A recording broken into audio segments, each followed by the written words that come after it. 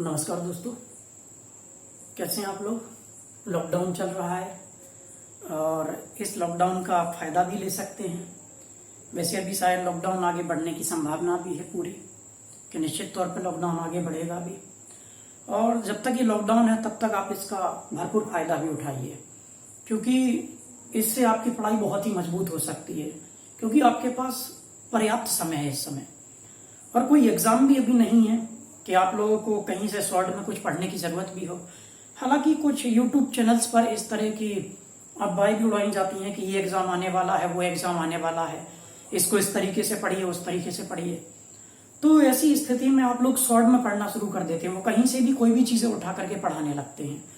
तो जब आप चीजों को शॉर्ट में पढ़ेंगे तो निश्चित तौर पर जब आप एग्जाम दे रहे होंगे तो प्रश्न पत्रों में जब प्रश्न आएंगे तो बहुत सारे प्रश्न ऐसे होंगे जो आपकी समझ से बाहर हो रहे होंगे।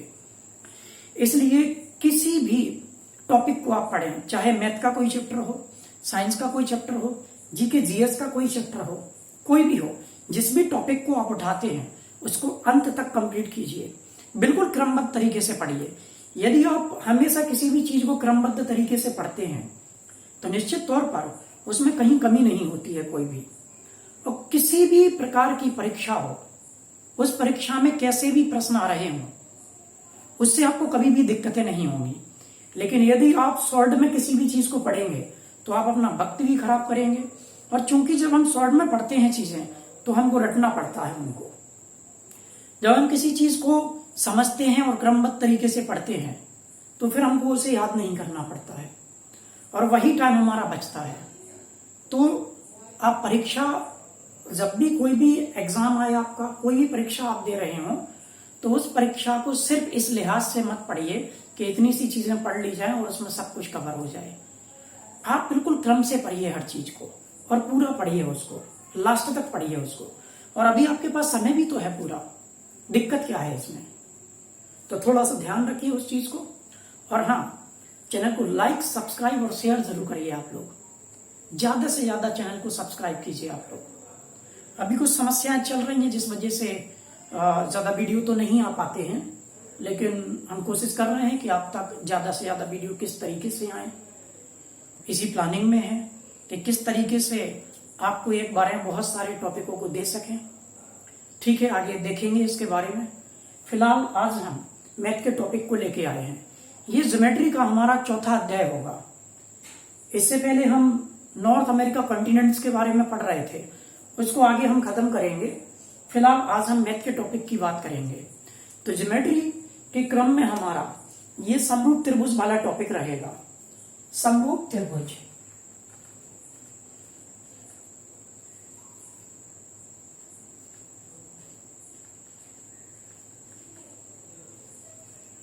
समरूप त्रिभुज।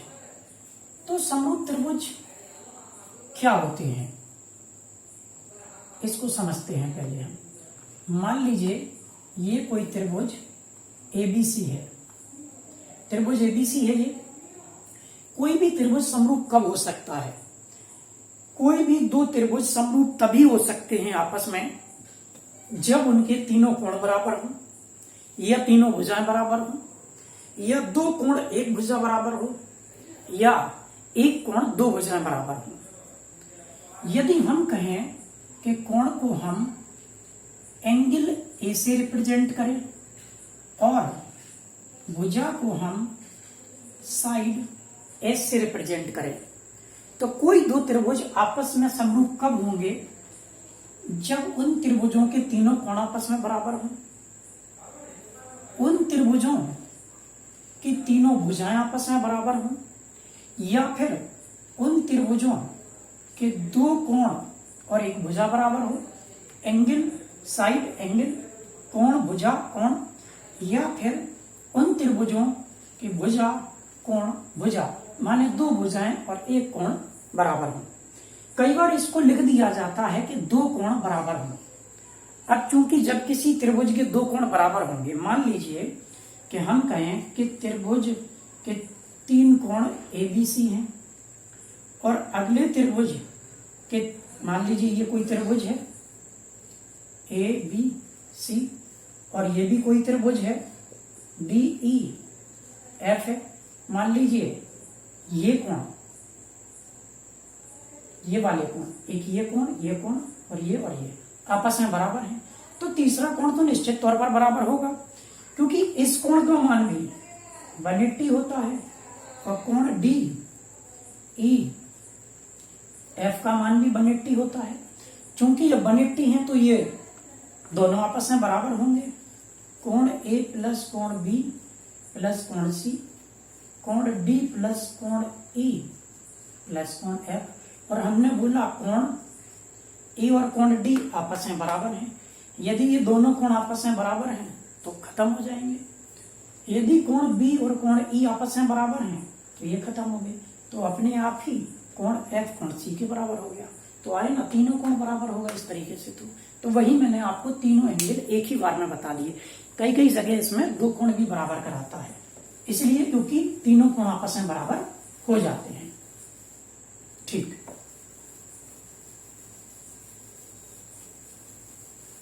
चलिए अब आगे बढ़ते हैं। त्रिभुज एबीसी में भुजा AB का मध्य बिंदु D मान लें और भुजा AC का मध्य बिंदु E मान लें, और इन दोनों बिंदुओं को आपस में मिला दें, तो हम देखेंगे कि दो त्रिभुज हमको दिखाई दे रहा है। एक त्रिभुज ADE और दूसरा बड़ा वाला त्रिभुज ABC। एक तो त्रिभुज ADE है व दूसरा त्रिभुज ABC है। ये दो त्रिभुज हैं। तो त्रिभुज ADE में कोण A है और त्रिभुज ABC में भी कोण A है। मतलब दोनों त्रिभुजों के अंदर कोण A उभयनिष्ठ है। पहली बात। अब हमने आपको बताया था कि जब दो भुजाएं आपस में पैरेलल हों और उनको एक त्रिअक्षीय रेखा काट दे तो इसके यहां बना और इसके भी यही बना कोण। कैसे होते हैं? संगत कोण होते हैं। ये दोनों एक ही तरफ ऊपर ऊपर बने कोण या नीचे नीचे बने कोण संगत कोण होते हैं। तो देखिए, भुजा डी पैरेलल है, भुजा DE पैरेलल है BC के, तो इसके यहां बना कोण और इसके यहां बना कोण, दोनों कोण संगत कोण होंगे। ऐसी स्थिति में कोण D बराबर होगा कोण B। त्रिभुज ADE में कोण D और त्रिभुज ABC में कोण B बराबर होंगे। अब चूंकि DE पैरेलल BC की है तो AC भुजा जो है वो भी त्रिअक्षीय रेखा है, तो इसके यहां बना कोण और इसके यहां बना कोण। अब हम इसको क्या कर दें आगे, मान लीजिए एक त्रिअक्षीय लाइन यहां से खींच दें, तो ये देखिए संगत कोण, ये भी संगत कोण होंगे, दोनों इसी ओर हैं, ऊपर की ओर हैं। और तो कोण E बराबर होगा कोण C के। तो 1 2 3 तीन कोण दोनों त्रिभुजों में बराबर हो गए हैं। इसका मतलब क्या हुआ? इसका मतलब हुआ कि त्रिभुज ABC समरूप है त्रिभुज ADE के। तो इस तरह से हमने इसको समरूप सिद्ध कर दिया। अब हमने इसको समरूप सिद्ध किया है, अब इसमें आगे बढ़ते हैं हम। तो जब त्रिभुज समरूप होते हैं तो क्या क्या चीजें ले सकते हैं, क्वेश्चन किस तरीके से सॉल्व होंगे इसके, तो आइए उसके बारे में बात करते हैं। जब दो त्रिभुज आपस में समरूप होते हैं, मान लीजिए ये दो त्रिभुज हैं, त्रिभुज ADE है और त्रिभुज ABC है, ये दो त्रिभुज हैं। अब चूंकि दोनों त्रिभुज समरूप हैं तो उनकी जो भी संगत भुजाएं हैं, इस त्रिभुज में जिस तरह की भुजा को ले, इस त्रिभुज में भी उसी तरह की भुजा लेनी है। उनके अनुपात अन्य भुजाओं के अनुपात के बराबर होंगे। जैसे हम कहें कि AD, तो भुजा AD अनुपात भुजा AB बराबर होंगे किसके? भुजा AE। तो इसमें AE है तो इसमें इस तरफ क्या है?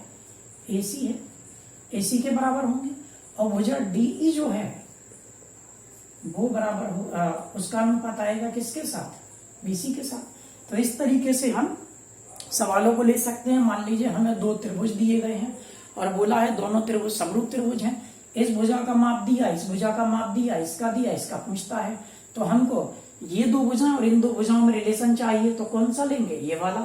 AD अपॉन AB बराबर DE अपॉन BC, जिससे हमको BC की वैल्यू पूछी है तो BC की वैल्यू हम निकाल देंगे। ये 3 भुजाएं हमको दी गई हैं। तो इसमें किसी भी तरह से इन 2 को भी ले सकते हैं, इन 2 को ले सकते हैं, या इन 2 को ले सकते हैं। जो भी हमें पूछी गई हैं जो भुजाएं और जो भुजाएं हमको दी गई हैं उन्हीं में रिलेशन हमको बनाना होगा। अब हम आगे बात करते हैं।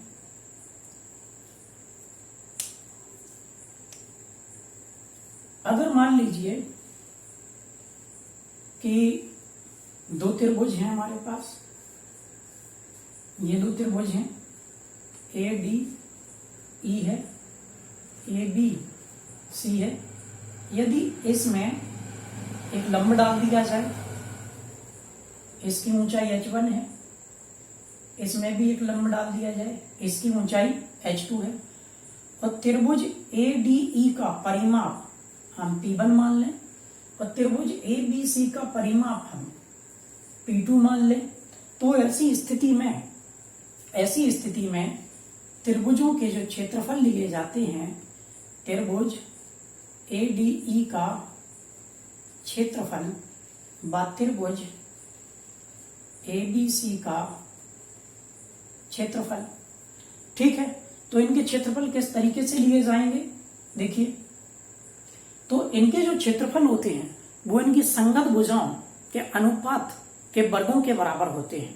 तो आप कहें तो इस तरीके से भुजाएं ले सकते हैं, AD अपॉन AB का स्क्वायर, या फिर AE अपॉन AC का स्क्वायर, या फिर DE अपॉन BC का स्क्वायर, या इनकी यदि ऊंचाइयां ली जानी है, यदि ऊंचाइयों के संबंध में पूछता है तो H1 अपॉन H2 का स्क्वायर, यदि इनके परिमाप के संबंध में बात करता है तो P1 अपॉन P2 के अनुपातों का वर्ग। तो किसी भी समरूप त्रिभुज की यदि हम बात कर रहे हैं तो उस समरूप त्रिभुजों के क्षेत्रफलों का अनुपात जो होगा वो उनकी संगत भुजाओं के अनुपातों के वर्ग, उनकी संगत ऊंचाइयों के अनुपातों के वर्ग और उनके संगत परिमापों के अनुपात के वर्ग के बराबर होगा। तो इसमें बहुत सारे प्रश्न पूछे भी जाते हैं। आप मान लीजिए आपको दे देता है कि एक त्रिभुज है जिसका क्षेत्रफल 25 वर्ग सेंटीमीटर, दूसरे त्रिभुज का क्षेत्रफल 36 वर्ग सेंटीमीटर है और एक का परिमाप 5 सेंटीमीटर है, तो बताइए दूसरे का परिमाप क्या होगा। तो दोनों जगह आप क्षेत्रफल रखेंगे, पहले का परिमाप रखेंगे, दूसरे का परिमाप आप फाइंड करेंगे। तो इस तरह के प्रश्न जो हैं वो हम अगले अध्याय में देख लेंगे। फिलहाल हम आपको ये बताना चाह रहे हैं कि किस तरीके से आप इनमें रिलेशन दिखा सकते हैं यदि समरूप त्रिभुज हैं, एक ये और दूसरा ये आपको विशेष तौर पर ध्यान रखना है। ठीक, अब आगे बात करते हैं हम।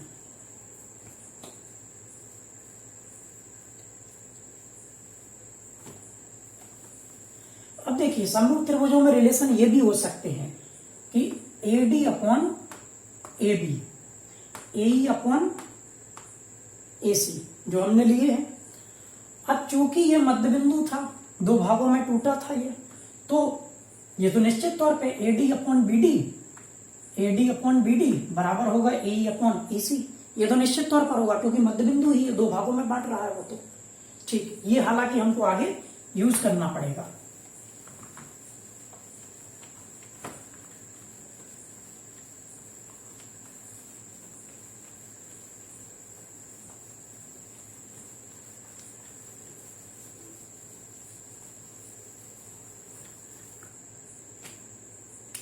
अब बात करते हैं हम कि मान लीजिए ये कोई त्रिभुज है और किसी त्रिभुज के कोण ABC है।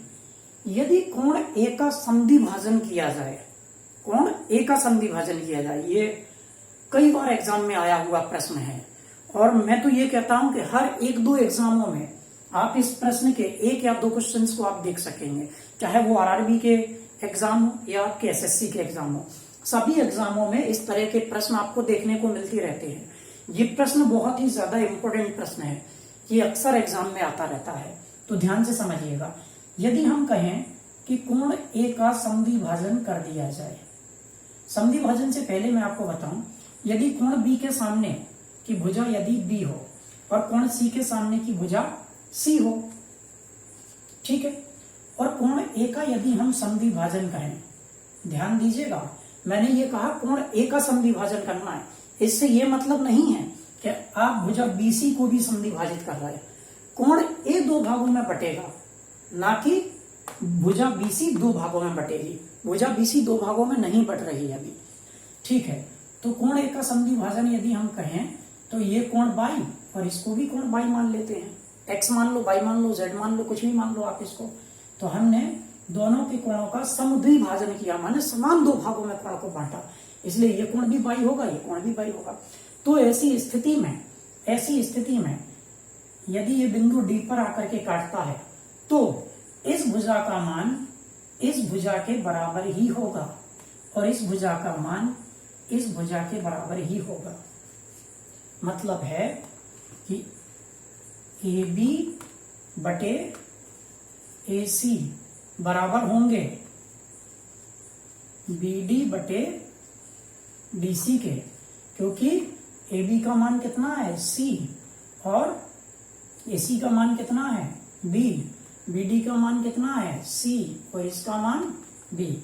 तो देखिए ये भुजाएं आपस में क्या दिखा रही हैं, इनके अनुपात इन भुजाओं के अनुपात के बराबर है। अब ये कैसे है इसको जान लेते हैं थोड़ा सा हम। तो ध्यान दीजिएगा, यदि हम आपसे कहें कि ये त्रिभुज एबीसी है, आपने इसको दो भागों में बांटा बाई और ये कोण भी बाई है, ये दोनों कोण बाई हैं। अब यदि हम क्या करें यहां से कि इस भुजा को इस तरीके से आगे की ओर बढ़ा दें। ये जो भुजा एडी है, एडी के पहले एक लाइन सी खींच लेते हैं। अब हम क्या करते हैं कि इसको भी आगे बढ़ा देते हैं इस तरीके से, यहाँ इसको बिंदु ई मान लीजिए, यहाँ पर ये आ गया है, ठीक। तो हमने आपको बताया था कि एकांतर कोण क्या होते हैं। एकांतर कोण, मान लीजिए ये दो पैरेलल लाइनें हैं, जेड की आकृति बने तो ये एकांतर कोण है, उल्टा जेड बने तो ये एकांतर है। तो ध्यान दीजिएगा जरा आप लोग कि ये और ये इस तरीके से यदि जेड बनेगा तो ये कोण और ये कोण समान होंगे। तो देखिए ये वाला कोण और ये वाला कोण आपस में कैसे होंगे, समान होंगे। अब देखिए जरा आगे, यदि हम इस लाइन को बिगाड़ दें यहां से ऐसे, इसको बिगाड़ दें, तो अभी हमने आपको बताया था, देखिए ये लाइन और ये लाइन कैसी हैं, एडी और सी दोनों पैरेलल लाइन हैं और ये देखिए तिरक लाइन जा रही है। तो इस लाइन के भी ऊपर बना कोण और इस लाइन के भी ऊपर बना कोण, यदि हम इसको घुमा करके ऐसा कर दें, इस एंगल को घुमा करके ऐसा कर दें तो ये देखिए ऊपर बना कोण, ये भी ऊपर बना कोण, ये क्या होगा, बाई होगा। होगा कि नहीं होगा भाई, इसको घुमा करके ऐसा कर दें यदि हम, तो कुछ इस तरह की आकृति आपको देखने को मिलेगी कि नहीं। तो ये सी कहाँ आ जाएगा, नीचे आ जाएगा, ये डी ए कहाँ आ जाएगा, यहाँ आ जाएगा, और ये बी कहाँ चला जाएगा, यहाँ। तो निश्चित तौर पे देखिए यहाँ पर ये कोण बन रहा है, ये बना, यहाँ ये कोण बन रहा है, ये बना, ये बाई कोण ही तो है। अब इसको यदि हम ऐसा पलट दें तो इस तरह की आकृति आ जाएगी। तो बताइए संगत कोण होंगे कि नहीं होंगे, बिल्कुल होंगे। अब इसको हम वापस लिख देते हैं, ये बाई, ठीक। अब हम आपको बताएं कि जो कोण बराबर होते हैं किसी त्रिभुज में, उनके सामने की भुजाएं भी आपस में बराबर होती हैं। तो कोण बाई और कोण बाई ये बराबर कोण है, तो ये कोण बाई के सामने भुजा होगी ये वाली, और इस कोण बाई के सामने भुजा होगी ये वाली।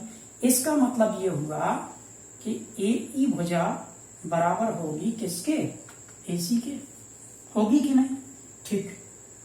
अब जब इतनी चीजें हमको मिल ही गई हैं तो हमने अभी आपको बताया था कि कोई भी त्रिभुज यदि आप समरूप सिद्ध करेंगे तो निश्चित तौर पर इस भुजा और इस भुजा का अनुपात इस भुजा और इस भुजा के अनुपात के बराबर होगा। भाई आप इसको यदि हम बिगाड़ दें तो हम कहेंगे इस भुजा और इस भुजा का अनुपात इस भुजा और इस भुजा के अनुपात के बराबर होगा। तो यहां लिख देते हैं इसको, बी ए या ए बी कुछ भी बोले आप, बटे ए बराबर किसके होगा, BD बटे DC। तो BA या AB लिख सकते हैं आप इसको। AE बराबर किसके है? AC के। तो BD अपॉन DC। देखिए यही रिलेशन निकल करके आया। तो इसका मतलब ये होता है कि यदि किसी भी त्रिभुज के शीर्ष कोण का समद्वि भाजन कर दिया जाए तो समद्वि भाजन करने के बाद ये रेखा जिन दो भागों में सामने वाली रेखा को बांटेंगे उन दो खंडों के मान इन रेखाओं के संगत रेखाओं के बराबर होगा। मतलब इस कोण का समद्वि भाजन करने पर जो ये रेखा और ये रेखा हमको प्राप्त हुई, इसका मान इसके बराबर होगा और इसका मान इसके बराबर होगा। और बहुत छोटे छोटे प्रश्न होते हैं लेकिन हम लोगों को समझ में नहीं आते हैं ये प्रश्न। बहुत सीधा सा प्रश्न आ जाता है एग्जाम में, बिल्कुल इस तरीके से कि मान लीजिए ये त्रिभुज है एक ABC और कोण A को इस तरह से बांट दिया जाता है और बोल दिया जाता है कि इस कोण का मान 25 डिग्री और इस कोण का मान भी 25 डिग्री है।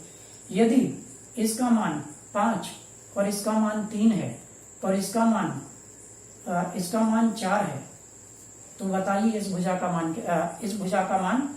5 है, तो बताइए इस भुजा का मान क्या होगा? तो निश्चित तौर पर इस भुजा का मान किसके बराबर होता है? इसके बराबर। तो ये 3 होगा। या फिर आपसे क्या पूछ लिया जाए, इन दो भुजाओं के मान इतने हैं, शीर्ष कोण का समद्वि भाजन किया गया, तो शीर्ष कोण के समद्वि भाजन के पश्चात जो रेखा BC है, दो भागों में जब रेखा BC बढ़ती है तो बताइए उन दोनों भागों का अनुपात क्या होगा?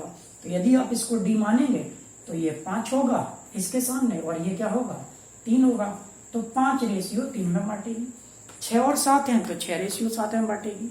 1 और 3 है तो 1:3 में बांटेगी। बहुत सीधे से प्रश्न होते हैं ये, लेकिन इसीलिए हम आपसे बार बार कहते हैं कि ज्योमेट्री को आप यदि अच्छे तरीके से समझ लेते हैं, उसका ऑपरेशन आपको बहुत अच्छे तरीके से आता है, तो निश्चित तौर पर सवाल आपको देखने में बड़े लगेंगे लेकिन उनका सॉल्यूशन उतना ही छोटा होगा, क्योंकि ज्योमेट्री जो है वो सॉल्व होने में कभी भी ज्यादा टाइम नहीं लगाती है। बाकी आपके थ्योरिकल जो क्वेश्चंस होते हैं मैथ के, वो आपको समय लगा सकते हैं। इसमें कभी 5, 7, 8 मिनट से 8 सेकंड से ज्यादा का टाइम नहीं लगता है। बस आपको समझ में आना चाहिए। यदि समझ में नहीं आया तो 10-10 मिनट भी आपके खत्म कर सकता है ये। लेकिन एक ही कंडीशन में आपके क्वेश्चंस ये जल्दी से जल्दी सॉल्व करा सकता है। कब? जब ज्योमेट्री का ऑपरेशन आपको आता होगा। यदि ज्योमेट्री का ऑपरेशन आपको अच्छे से आता है, एक एक चीज आपको पता है, कहां से सूत्र बन के आया, कैसे बना है, किन चीजों को लेते हैं, कहां से रेशियो लिए गए, कौन किसके बराबर है, तो आपको दिक्कत आने की संभावना ही नहीं है। कोई इम्पॉसिबल है कि आपको दिक्कत आ जाए। ठीक है, तो इसी क्रम में फिर हम आगे और बढ़ाएंगे इसी टॉपिक को। और हाँ, चैनल को लाइक, सब्सक्राइब और शेयर जरूर कीजिए आप लोग, ज्यादा से ज्यादा लोगों में, अपने दोस्तों के साथ में, अलग अलग व्हाट्सएप, फेसबुक ग्रुप्स पर भी शेयर कीजिए इसको, ताकि बहुत ज्यादा लोगों तक ये पहुंच सके, उनको इसका फायदा मिल सके। और अच्छे तरीके से पढ़िए आप लोग, बिल्कुल सार्थक तरीके से पढ़िए, शॉर्ट चीजों को मत पढ़िए, आधी अधूरी चीजों को बिल्कुल भी मत पढ़िए आप लोग। और पिछले जितने भी टॉपिक मैंने बनाए हैं, चाहे वर्ल्ड ज्योग्राफी के हों या इंडियन ज्योग्राफी के हों या मैथ्स के टॉपिक हों, सभी को बारीकी से एक एक करके आप देखिए। बहुत ही सरल भाषा में हम इनको पढ़ते जाएंगे। चीजें आपको हो सकता है कि जब मैं थ्योरम को डिटेल्स में बता रहा हूं उस समय शायद आपको ना आए समझ में ये चीजें, लेकिन आप कोशिश करिए 1 बार, 2 बार, 3 बार, यदि आपको ये चीजें समझ में आ गई तो ये सवाल बहुत ही छोटे लगने लगेंगे आपको। ठीक है, नमस्कार।